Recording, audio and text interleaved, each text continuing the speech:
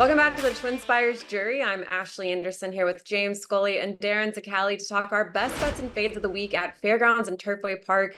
I'm down in New Orleans at my hotel right now, so this is kind of a weird setup without my TwinSpires background. Been up since 4:30 in the morning as well, so let's see how this goes. Let's start with our best bet of the week, and I'll go with you, Darin. Tell me where you're going to play that. Yeah, I've actually been on this horse quite a bit in his career, and normally I get pretty well burnt every time I pick him, but I'm going to pick him again in the Muniz Memorial, race number 10. Number 3, Web Slinger, is a horse that I've always been extremely high on. He's been in a couple of races that to this day I still can't believe he lost. One being the Saratoga Derby Invitational, one being the Hollywood Derby, where he just kind of ran out of ground behind program trading.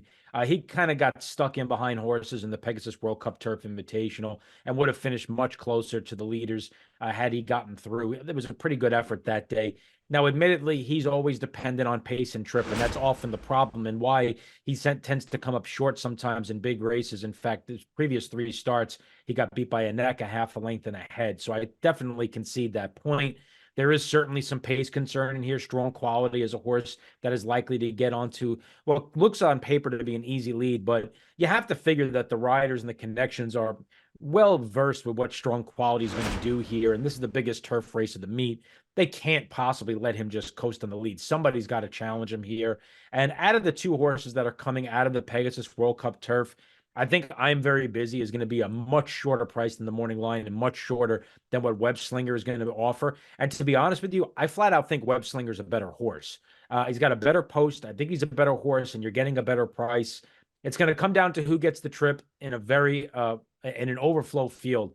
But I do think Web Slinger is the best horse in the race. He's not going to be favored. And Ashley, for me, that's a pretty good combination to take here.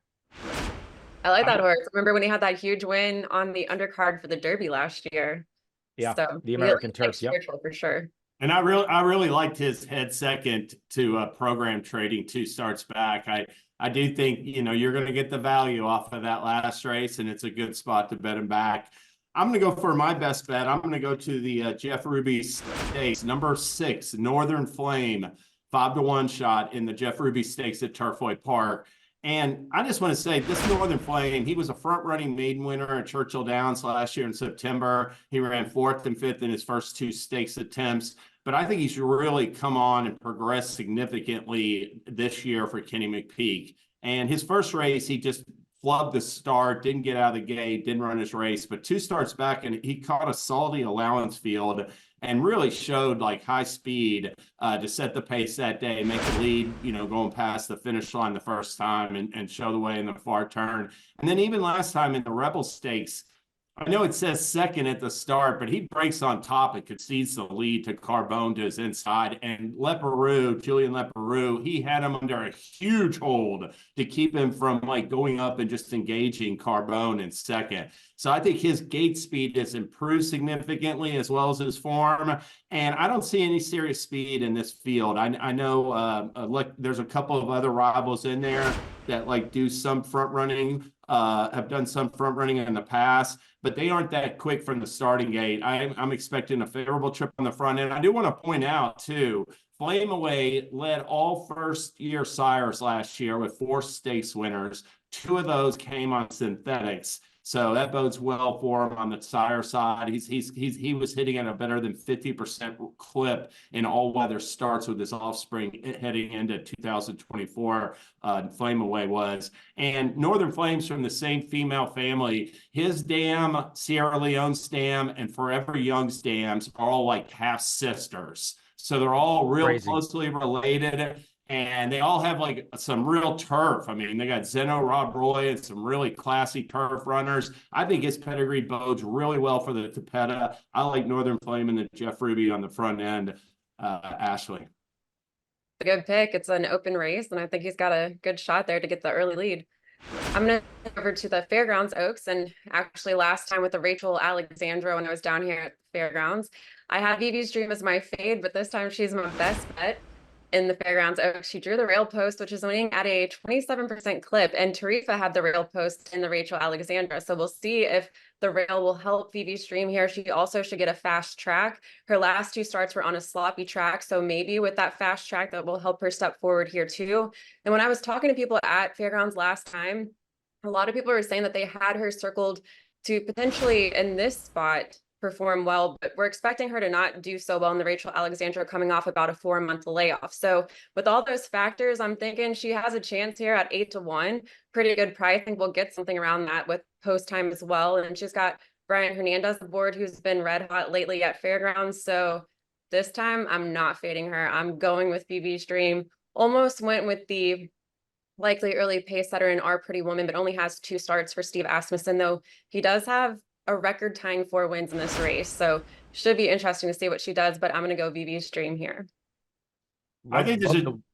Oh, go ahead. I was just gonna say I love the fact that you faded her last time and now you're not afraid to come right back with her. No, that seriously, that's being able to separate one race from the other and not liking a horse one race and then liking them the next race for completely different reasons is just it's really shows discipline as a handicapper and definitely commendable. But I mean, this race, James, I don't know about you, I wanted to get kind of creative here, but I just don't. All these horses coming off of that sloppy sealed racetrack, it's hard to know which horses were really impacted by it, which horses can now move back forward, which horses benefited from it. Obviously, Tarifa handled it, but you know, is she going to be a one-hit wonder, or is she going to run that well on a drier track? It's a bit of a complex situation with all these horses coming off of such a sloppy track.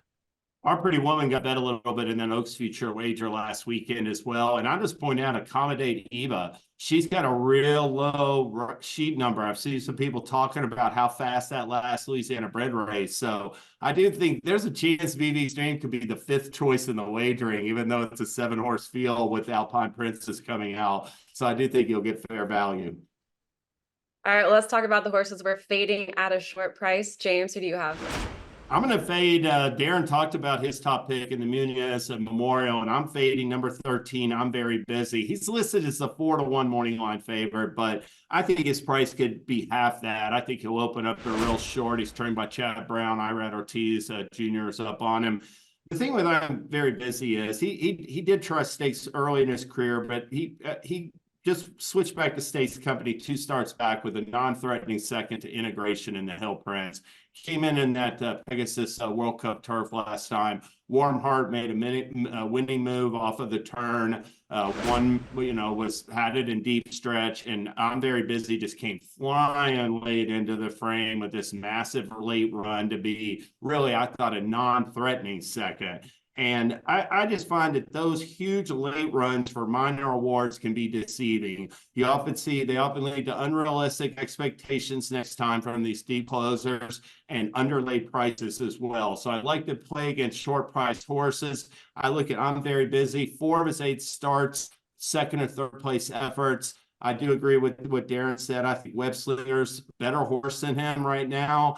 And I think Beatbox and some others have a chance as well. And final point, that outside post. He's going to have to overcome that extreme outside post in the Muniz. So I'm going to fade number 13. I'm Very Busy. Who do you have, Darin? Hey, the great minds think alike, or misery loves company, James, as the saying goes. We'll find out, but we're definitely in lockstep there. And we're in lockstep on the Jeff Ruby. It's kind of funny. My best bet and your fade are the same race. Your best bet and my fade are the same race. I could not dislike a favorite more in a big race than I dislike endlessly in the Jeff Ruby Stakes. I just don't think the California turf horses are that good right now. You see it time and time again. Every time California turf horses run into horses from the Midwest and the East Coast, they typically get their doors blown off. This horse was no match for the top contenders in the Breeders' Cup Juvenile Turf, and he beat nothing. And I mean nothing in the El Camino Real Derby. I understand he's shown an affinity for the synthetic surface. I respect Mike McCarthy a great deal. I respect the fact that Umberto Rispoli is coming across country to ride the horse, and certainly do make note of that. But I've just seen these horses when they ship west to east turf synthetic types. they're just typically not as good as the East Coast and the Midwest horses. And I think there's talent in this field. I think horses like Seize the Gray offer more appeal. Your Horse, Northern Flame, Agate Road, I think, is a horse that obviously has shown an affinity for turf. Noted, if he can get back to some of his best form, is going to offer much more value. There's just so many other directions that you can go in here. The post is not going to be too much of an issue because it is a mile and an eighth, and he does have a bit of a run to get to that first turn. It just comes down to the fact that I think his price is going to be drastically lower than what his actual chances to win the race are. So for me, Endlessly is an absolute pitch, an absolute fade. Throw him out, move on, find value here in the Jeff Ruby, Ashley. I will say, I believe Agate Road's going to be in Louisiana Derby now because he's Oh, crossed, okay. but Triple Espresso isn't also eligible in this race for Todd Pletcher. So it's interesting, had a bunch of cross-entered horses in both of these preps. A lot of strategy I involved like in that, Agate yeah. Road a lot. Well, I got a future wager on him for the Derby at like 38-1. So we get him there, I'll be happy. Okay. Well, I'm going to talk about the Louisiana Derby, where I actually like Agate Road in this spot a lot. And I'm going to be fading Track Phantom, the 3-1 morning line favorite. This is Steve Asmus and Joel Rosario. Had the early lead last out in the Risen Star and was caught by Sierra Leone. And I'm looking at this competition, and I just feel like we're going to get something similar where a late runner is going to come in and close. There's a couple other early speed horses in this field too. Antiquarian, potentially Next Level might go for that early lead as well. So I feel like he's going to get a challenge. Plus Hall of Fame drew one of the inside posts, and I don't know if that might change something tactically, but he might try to go for the early lead this time. So I just think Track Phantom's going to get a lot of competition and end up fading with that extra distance as well. So gonna fade. I know he's a popular pick, and I'll let James talk about this more because I know he has an opinion on it. But before we get into that, Darin, do you have any promos that we could play at the Louisiana Derby or the Jeff Ruby? Of course, we have the same promo where you could play both. In fact, they're going to be included in a couple of promotions. So we'll start with the Road to the Derby Profit Boost. Every week we've had one track pretty much in there. This week, we're going to double it up, and we're going to give you both tracks that are hosting Kentucky Derby Prep. So every race at the fairgrounds and every race at Turfway Park, every race is eligible for the 15% boost on Win, Exacta, Trifecta, and Superfecta wagering. Great offer there. Loads of races. The Turfway card is fantastic, as is the Fairgrounds card. And then we have the $10 winter money back offer. And because we've got some Derby preps, we're going to double up the pleasure and fun with Fairgrounds and Turfway. And we're going to throw some of those races, I believe, at Turfway Park, the Kentucky Cup Classic and the Jeff Ruby Stakes are being included. And at Fairgrounds, the Louisiana Derby is being included. So you get to kind of double dip between the two promotions. You're not going to be able to do that anywhere else playing this weekend. And then there's other offers as well. Friday night, of course, we still have that 15% Turfway Park win bonus that's ongoing every Friday in March. And then we have a special offer on Saturday. So if you haven't seen it yet, there is a pick 5 wager incorporating 3 of the races at the fairgrounds and 2 of the races at Turfway Park. It is the Bayou Bluegrass pick 5. And we're going to give you a $5,000 hit it and split it on the offer. It's races 9, 11, and 12 at the fairgrounds, races 11 and 12 at Turfway Park. That is a great pick 5 sequence. And if you hit it and you opt in, we've got another $5,000 that you can either take the whole thing home or you could share with anybody else that connects on it. So be sure to opt in to that and play. The list of promotions just gets longer and longer, Ashley, as the year goes on, but we're happy to give back to our players. Yeah, I'm excited for that Bayou Bluegrass. Yeah, I am too. I've already started crafting out some tickets, so I'm looking at that for sure. Well, let's stick with the Louisiana Derby, James, because I know for your what else, you're keeping an eye on Track Phantom.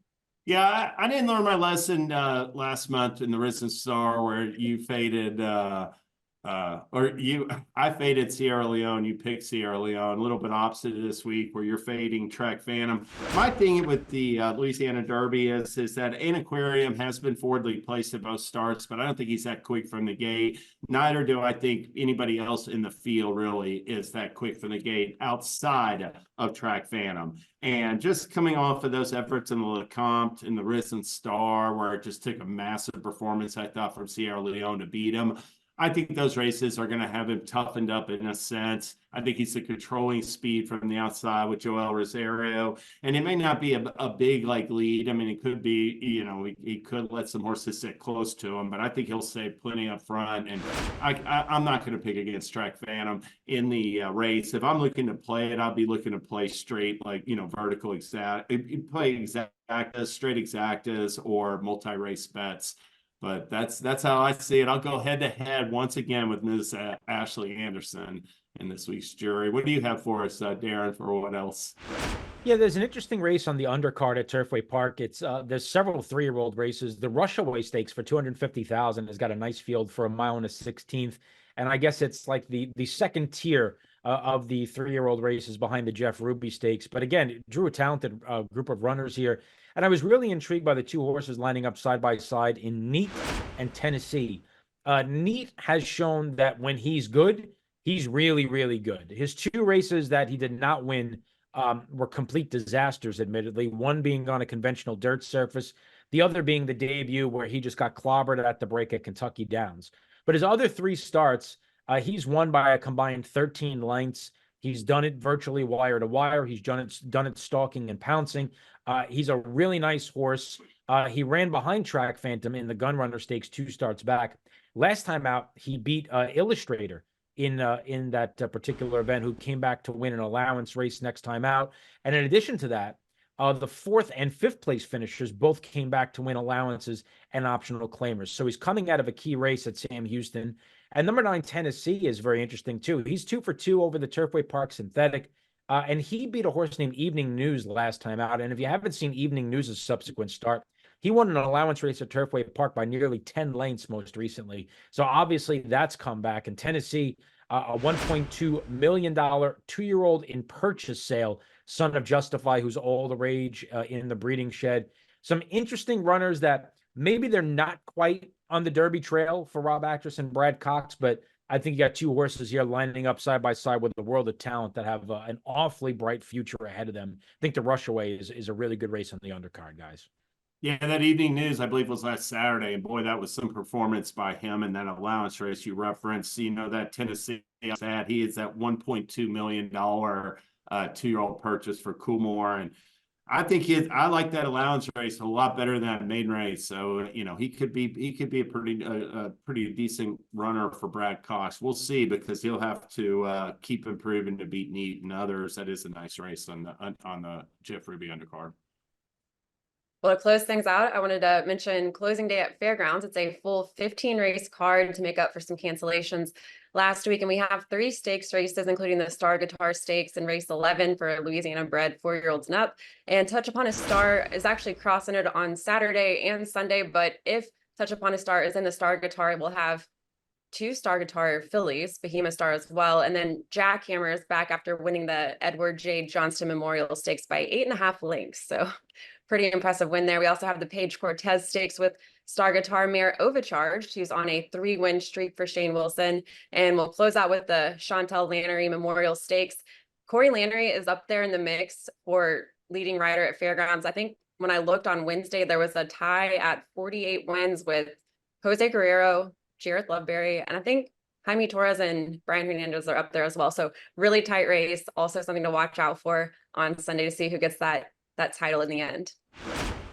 If Touch Upon a Star is the 3-1 morning line favorite in Grade 2 New Orleans Classic, I just can't see them scratching. I mean, it'd be one thing, wouldn't it, if he was like 10-1 or like 8-1 or something, it was up against it. He's the morning line favorite.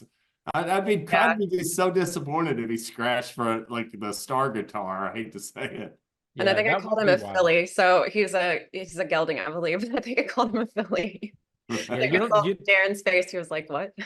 You don't scratch too many morning line favorites from a grade 2 stake to run in a Louisiana bred event. Yeah, Touch Upon a Star. He's won 11 of 14. He's won 4 in a row. Gonna be interesting to see what he does, but I don't think he'll be scratching out of the New Orleans Classic. I'd be surprised. All right, well, that's all the time we have today for the jury. Check out those promos at TwinSpires.com or the TwinSpires app, and we'll be back next Thursday with more best bets and fades.